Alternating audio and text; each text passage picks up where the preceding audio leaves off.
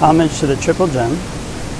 So hello everybody, this is Bhante Joe here, and I'm just here in the Bibile Hela forest. It's not a well-known forest area in Sri Lanka, but it's very beautiful, very secluded, and there's actually a number of different waterfalls with one just behind there. And very peaceful location, so a good place to speak about our topic for today, which was that a person asked me on Discord yesterday, a couple days ago, about anger. Said they have difficulty with anger, and especially I think around family members, kind of anger arises, and asks what kind of advice there might be for dealing with anger. And a follow-up kind of statement / question, I guess, to that initial question was that Ajahn Dtun actually mentioned that Metta is not able to totally uproot anger. In order to do that, one has to completely eliminate attachment to the body. So basically, as far as anger goes, actually what I mentioned to this gentleman who'd asked the question was many years ago, actually I had a chance to go and visit Ajahn Dtun's monastery with a group from Wat Pah Nanachat, which is where I was staying for a year at the time.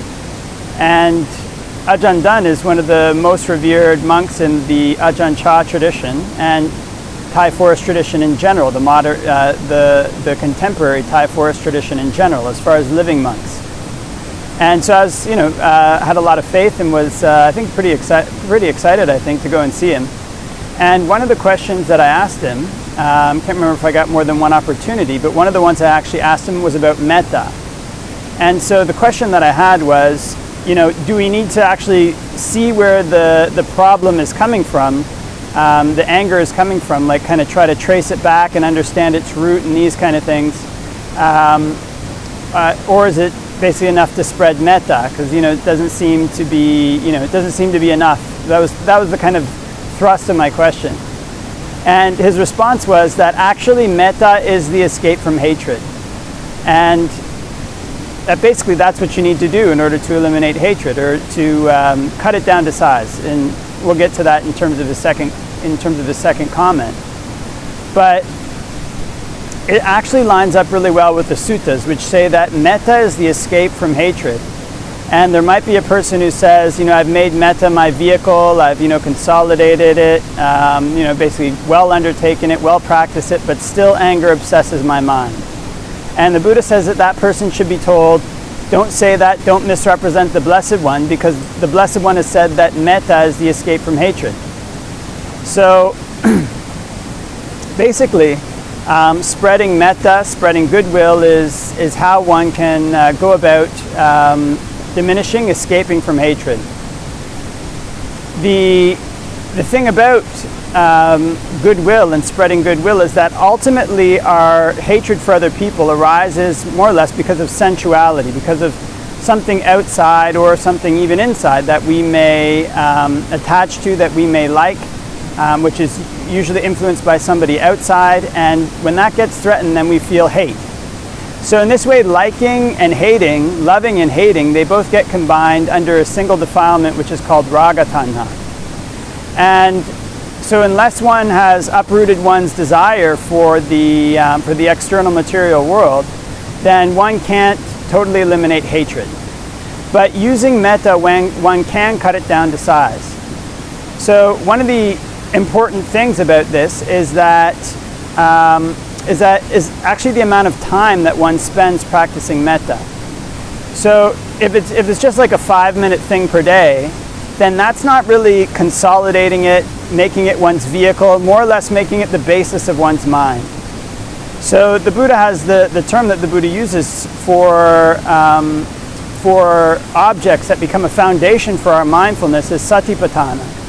So if one takes metta and basically goes through the day with metta as one's object all the time, especially if one is suffering a lot from hatred, then that's the kind of thing that can, over time, make that the natural inclination of one's mind.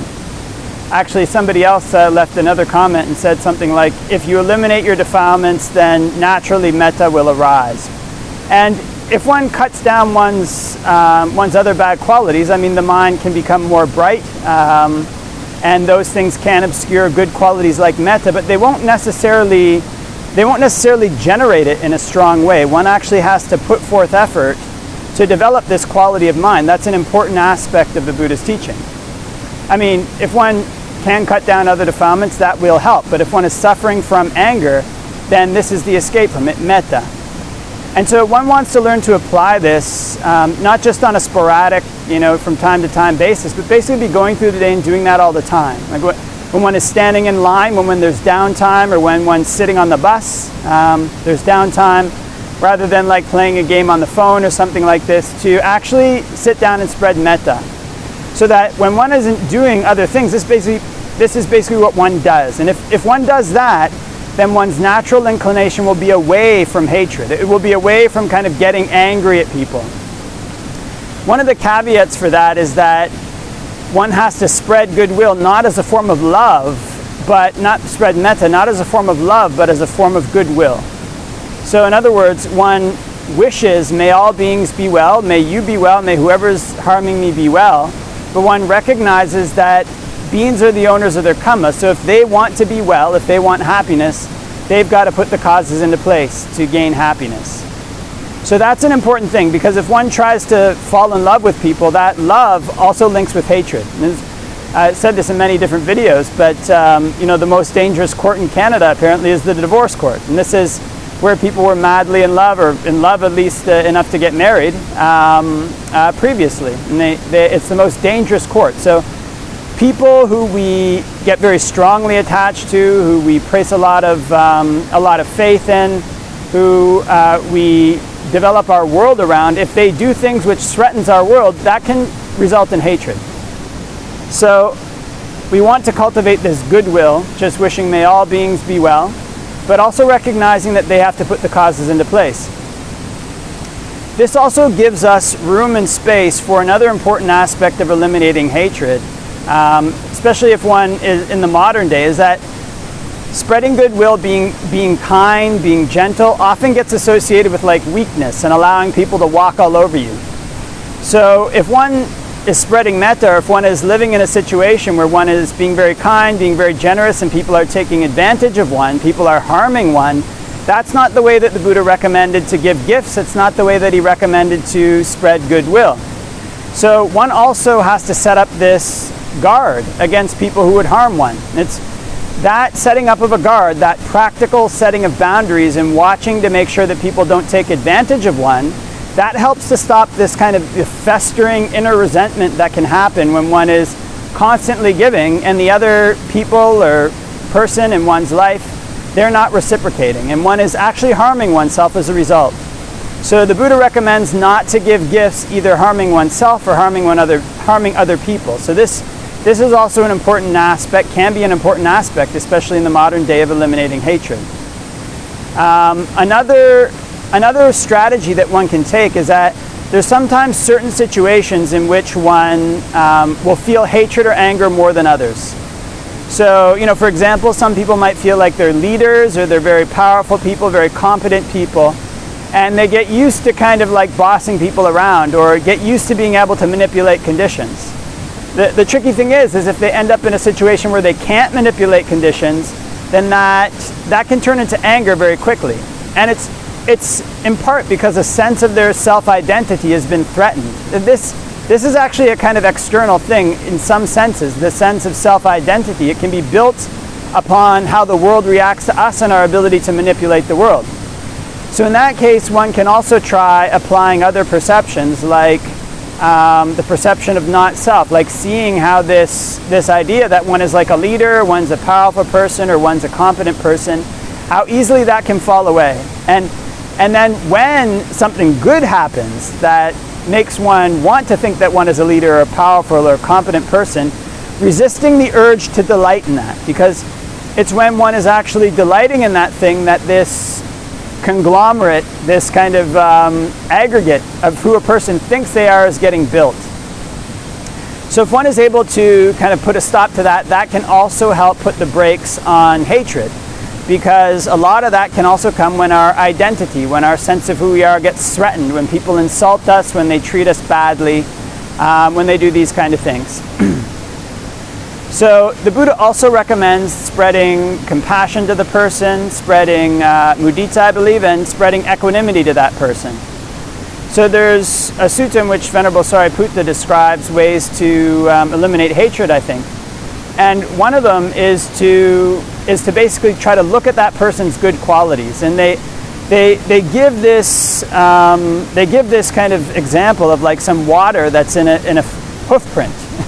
Or like I think a hoof print or a wagon rut, like a really shallow depression in, say, like a desert ground. And if you want to get the water, you can't scoop it out with your hand because it'll disturb the mud underneath. So you have to kind of bend down on your knees and like suck the water from this hoof print in order to get some water. And so in a similar way, I believe that's the kind of the metaphor that Venerable Sariputta gives for looking for a person's good qualities. I mean, actually, you know, looking and staring at a person's bad qualities and getting angry, that's a danger to us. I mean, not just to the person. It makes a person upset. It ruins their mindfulness. It ruins their happiness. So looking for the good qualities in a person is something that is a benefit to them. And it's something that one can, you know, this image of like lowering oneself so that one doesn't muddy the water. One, you know, carefully looks for whatever small good qualities there may be.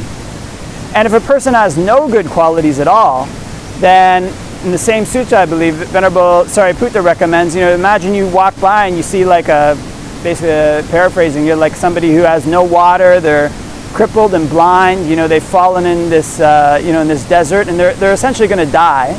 There's no way for them out. Then you feel either compassion for them, and you can feel this kind of compassion for them that they're in such a difficult situation. And if there's nothing that can be done to prevent them from dying, then also one can feel equanimity. So that particular portion with equanimity is not in the sutta, but I mean, if I don't believe it's in the sutta, but if one does notice these people who are just so angry, there's nothing that one can do, then one can spread equanimity to them. This kind of, there's no more that one can do. That ties into one of the final strategies, which is also a really good strategy that can be employed, which is basically to ignore the person and pay them no mind. So that's a strategy from the suttas. So if somebody's so angry, they want your attention, they're doing things to harm you, they're doing all these various things, and it's not possible to work with them, then one of the strategies is basically just to distance oneself from them. And, you know, to ignore them, to minimize one's contact with them as much as possible, so that they form as small of a part of one's world as is possible. I mean, there can be plenty of like angry people or people who could potentially harm us, people who could potentially say or do things that are negative to us. But if they're not part of our world, if we don't interact with them, then it has no effect. I mean, there's billions of people in the world. I mean, there's going to be many, many people like that. So to the extent that it's practical to basically limit one's interactions with that person, that can actually be another good strategy. And so that ties into one more strategy, actually, which is to limit the amount that one speaks. So usually when people interact, they're having kind of like a good time, you know, laughing, joking, and their speech gets very kind of loose in the sense that it's not controlled by mindfulness. That, in part, is actually how people bond. It's kind of, you get really good friends, you get relaxed around them, you start talking, and you lose mindfulness. So it's when one doesn't have a guard set up like this that it becomes more easy for a barb or an insult to strike a person and to cause them harm. It also becomes more easy to form the bonds that make it possible for people to harm one.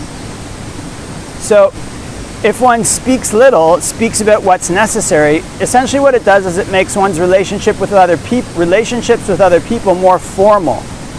I mean, it's possible to go too far with that, but to do it probably much more than is regularly done in society is something that's possible and can be a really great help to eliminating hatred. When one has this kind of like formal relationship with people, then they're less likely to do things that will needle or harm you, and you're also less likely to do things to them. And it's kind of, I mean, the clerk at the store, I mean, they might scowl or grimace or whatever, but usually it's just, you know, okay, it costs this much money, here's your stuff, and you're on your way. So if one speaks little, then one doesn't develop these tight relationships so much. And this is a guard. It's a guard for one. It's a guard against anger. It's also a guard for one's mindfulness. It's also a huge boost towards meditation. So all these things tie in really excellent ways. If one can set up one's mindfulness more, if one can be more aware going throughout the day, sati sampajanya, if one can learn to focus on one's topic without letting it out of one's mind, then one can generate a kind of peace in the mind. And that as well is a guard against anger. So all of the things that the Buddha teaches, they can come together in this kind of network that acts as a guard, that acts as a shield against unwholesome qualities in general. And especially these various strategies kind of used together, they can be something that sets up quite a strong barrier against anger arising. The more that one can make metta the basis of one's mind, one's vehicle, that's what the Buddha calls the escape. But these other strategies can support that.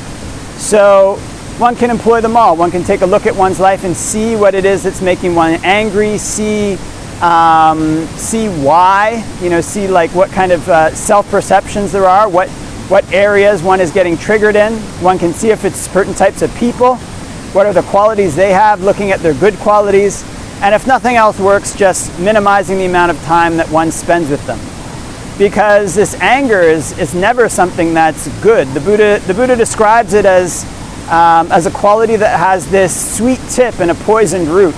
It's like kind of people who get really angry, it can be like somebody who's frightened or in a rage and they just crash, like in the forest here. If you just crash through bushes, you might not feel it initially, but when you're done crashing through the bushes, you notice you have all kinds of cuts and scrapes, and you might even do something really dangerous, like step on a snake, which kills you. So anger can be similar to that. It's not a quality that really has any benefit to it. So it's good to try to eliminate it at every turn.